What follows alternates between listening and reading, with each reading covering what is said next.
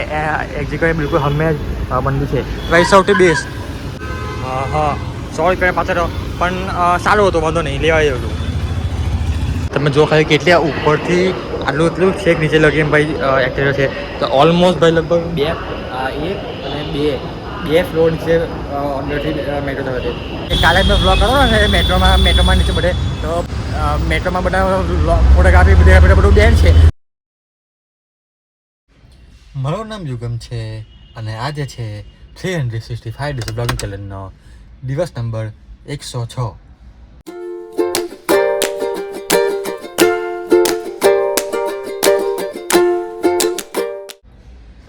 તો મિત્રો કાલ રાતની જે ઊંઘ હતી એ, અને પેલા ભાઈ જો મસ્ત આઈટ અહીંયા ટક્કી બક્કીને એમ ખાલી ટક્કી લીધું હતો, તો મસ્ત ઊંઘ આવી ગયેલી. તો અને હજુ લગભગ અમે કેટલા વાગે કેટલા મિનિટ ચાલી તો અને 9 વાગે 9 સવારના જેવું ઉઠ્યો શાંતિથી મસ્ત ઊંઘ આવેલી અને ફ્રેશ થઈને બાથરૂમ બહુ જ બેકાર છે એનું યાર. તો થોડુંક ખાલી ઇમરજન્સી કામ પટાવી દીધું અને નાવાનું ટાઈમે લાગતું નહીં કે મેં પડે, તો કંઈને વાંધો નહીં આજે. તો ખાલી થોડું ફ્રેશ થઈ ગયો, હાથમાં ધોઈ ફ્રેશ થઈને, અને હા એટલે 9 વાગે ઉઠ્યો અને સવારના અડધો પોણા કલાક જેવું ફ્રેશ થવા થયો. અને એક ભાઈ સીન થઈ ગયો છે. હવે સીનમાં એવું થઈ ગયું કે મેં તમને કીધું કે અહીંથી બપોરે મુંબઈ એરપોર્ટથી પિકઅપ કરીને ભરૂચ જવાનું છે, પણ પછી મારા નંબર પાર્ટીનો તે મેં વાત કરી તો મેં પૂછી લઉં કે ટાઈમિંગ છે, બેસિકલી વાતચીત કરી લઉં. તો ફોન કરે કે એમ કેટલા ગયા હોય, કે ના આપણે મુંબઈથી ભરૂચથી મુંબઈ જવાનું છે. હું માફ હારે તો એટલે એકચ્યુઅલી મને જેને વાત કરાવેલી પછી વાતચીત કરી તો પછી એમ ખ્યાલ આવ્યો કે ના ભૂલ થઈ છે. તો હવે એટલે બેસિકલી હવે જે બપોરે જે જૂનું હતું 3 વાગે લઈને જવાનું એ નહીં લઈ જવાનું. તો હવે જોઈએ હોટે છે બીજું કંઈ મળતું હોય વન વેનું કે એમ કશું બી એમ તેમ મુંબઈથી કે વડોદરાથી કે વલસાડ કે કશેથી બી કંઈ મળતું હોય એમ ખોટ નથી. ખોટ તો એમ બી નહીં જવાની, પણ બેસિકલી જે પ્રોફિટ વધારે થતો હોય એવું જોઈને કંઈ સેટ થતું તો કરીએ. તો અને ચિંતા નહીં કે બપોર શાંતિથી નીકળીશું આપણે, તો ટ્રાફિક બી નહીં મળે અને શાંતિથી નીકળી જાય બપોરે. તો જોઈએ. અને હવે કપડા પર ચેન્જ કરું અને હવે આજના બ્લોગમાં આપણે જઈશું સિદ્ધિવિનાયક ટેમ્પલ. કે મેં ગયો નહીં અત્યાર સુધી, તો સિદ્ધિવિનાયક જઈએ. અને જેમ કાલે મની ટાઈને એમ એ બધું જવાનું બહુ ટાઈમથી મારું પ્લાનિંગ થતો નહોતો, તો આજે અને એવી રીતે સિદ્ધિવિનાયક મંદિર બી જવાનું બહુ પ્લાનિંગ કરતો હતો. હું ટ્રેનમાં આવીશ, એમ આવીશ, તેમ આવીશ, પણ મેં પડતો નહોતો. તો આજે ટાઈમિંગ બી છે અને સેટ બી થયો છે. ભલે નયા નથી પણ ભગવાન સાચું લેજો રાખે ને. તો કંઈ નહીં, હવે કપડા બાદ ચેન્જ કરીને પછી નીકળીએ આપણે સિદ્ધિવિનાયક. અને ઓબ્વિયસલી ગાડી કાઢવાનું નથી આજે, એટલે કે ભાઈ ટ્રાફિકમાં ભાઈ મગરનો અઠ્ઠો રહી જાય. તો દિવસો મેટ્રો ભાઈ સૌથી બેસ્ટ વસ્તુ લાગી મને, કેમ કે ભાઈ અહીંથી થોડુંક 400-500 મીટર બહાર મેટ્રો છે. ને મેટ્રો પર આખી તમે દહીં જોઈ જાઓ નહીં, મસ્ત સન્ડે એસીમાં તમે સન્ડે બેસીને જાઓ અને એમ પૈસા બી ખાલી 40-50 રૂપિયા 60 એવું પૈસા જાય. તો મસ્ત વસ્તુ લાગ્યું મને. તો મેટ્રોમાં શું લગભગ અડધો કલાકમાં પહોંચી જઈશું આપણે. તો જે ચેન્જ કરી કપડાં અને પછી નીકળીએ આપણે. A few moments later. So guys I am ready અને નીકળતા એટલે મતલબ તૈયાર થતા મતલબ 10:30 થઈ જ ગયા. તો બસ હવે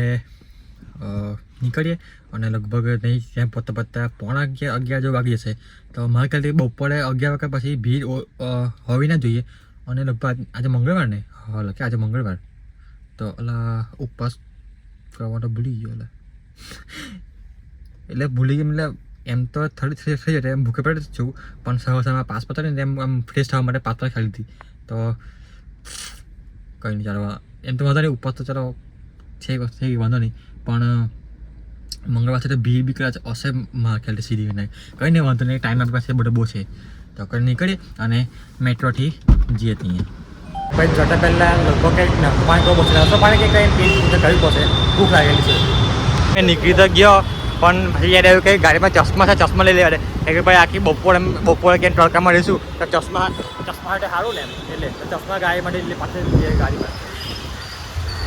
એટલે ભાઈ એક વસ્તુ મેં કહેવાનું ભૂલી ગયો કે કાલે મેં બ્લોગ કરો ને મેટ્રોમાં નીચે બધે, તો પછી મેં ધ્યાન આપ્યું કે મેટ્રોમાં બધા ફોટોગ્રાફી બધું બેન છે. પછી મેં ધ્યાન પછી જોયું તો હવે એક કામ કર્યું, તો હવે કંઈ વસ્તુ શું કરવું નહીં, હવે ડાયરેક્ટ મને અહીંયા મેટ્રોની બહાર નીકળી ભાઈ બ્લોગ કર્યું. તો ખાલી બધું કંઈ પાછું કંઈ કરાય તો પાસ સીટ થાય એને કરતાં તે પછી ત્યાં સન્ડે બ્લોગ કરીશ હે ને. તો આ વસ્તુ કહેવાનું કહી દીધી હવે શાંતિભાઈ એસીમાં બેસીને દિવસોને નેટવર્ક આવતા નહીં ભાઈ એમાં મેટ્રોમાં અંદર જાય ને બિસ્મેન્ટમાંથી અને ભાઈ 2 ફ્લોર નીચે અંદર જાય છે એટલે મસ્ત વસ્તુ છે ભાઈ આ તો ભાઈ તમે જો ખાલી કેટલી ઉપરથી આટલું એટલું છેક નીચે લગીને ભાઈ એક્ટિવ છે તો ઓલમોસ્ટ ભાઈ લગભગ 1 અને 2 ફ્લોર નીચે અંદરથી મેટ્રો થયો છે તો વિચ ઇઝ ગુડ અને એમ આવતા સાહેબ તમે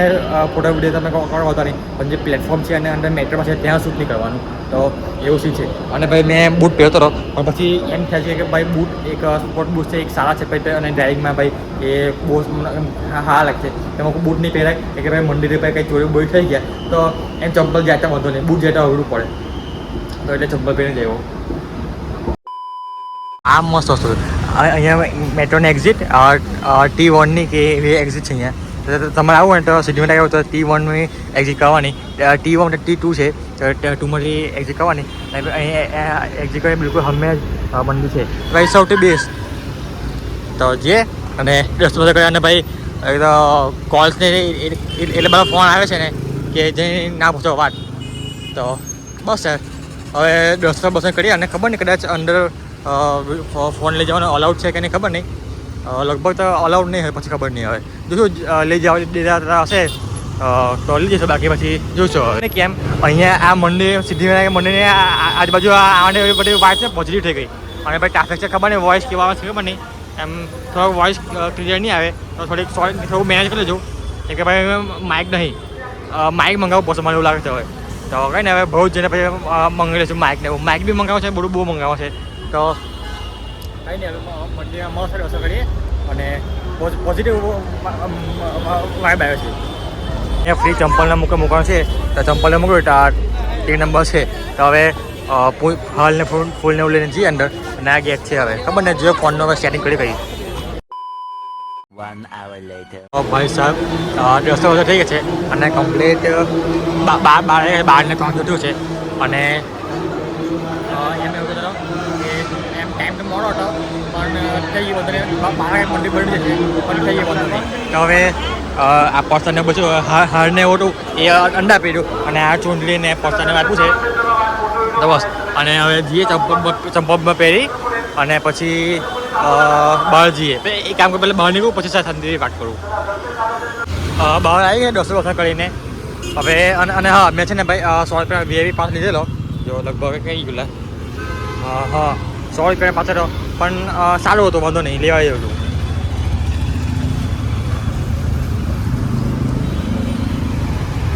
હા એટલે ભાઈ પાસ લઈ લીધેલો પણ 12 વાગે મંદિર બંધ છે તો એ ધ્યાનમાં રાખજો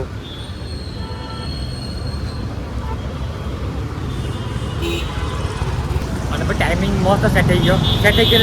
કે શોર્ટ નહીં ખબર નહીં પણ લાઇનમાં હતા ને અને હજુ 15-20 મિનિટ લાગશે ભીડમાં પણ ખબર નહીં પોલીસવાળાએ કીધું કે આ આવતા ફરી ગયું બધા તો મસ્ત સેટ થઈ ગયું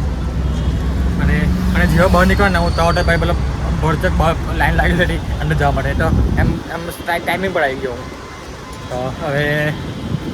જોઈએ હવે ગાર્ડન બી છે અહીંયા એમ પણ ગાર્ડન બંધ છે એટલે ખબર બંધ છે કે એન્ટ્રી બસ ખબર નહીં હવે ગરમી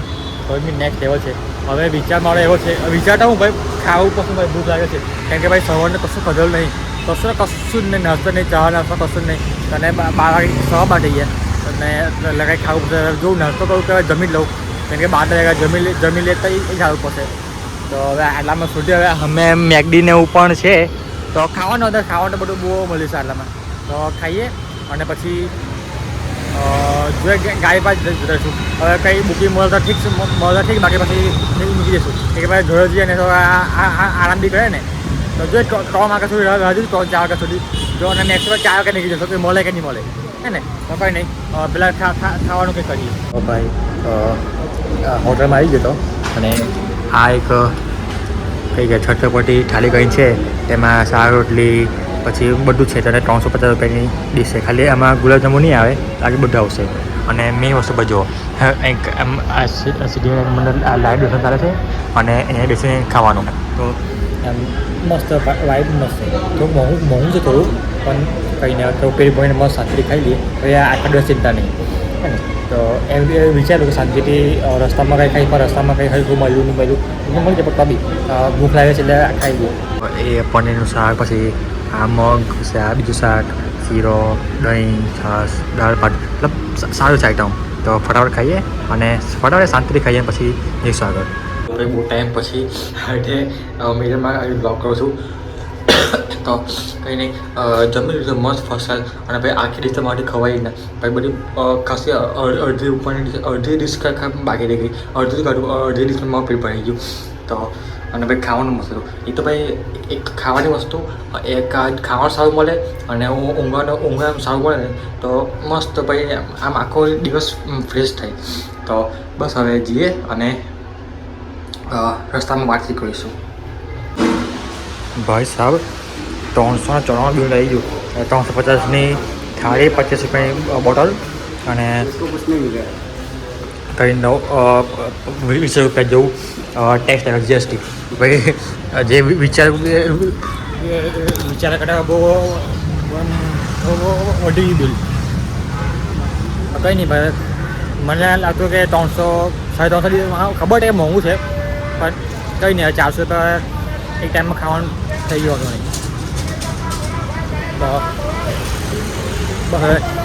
ગેટ નંબર 3 થી એન્ટ્રી કરવા છે અને ગેટ નંબર 3 એ ત્યાં હમ મેં દેખે છે તો